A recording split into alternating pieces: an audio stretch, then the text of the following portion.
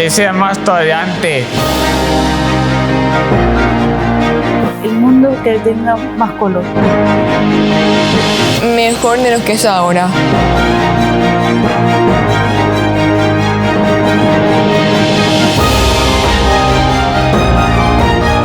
El futuro será de todos y de todas. Gracias de corazón.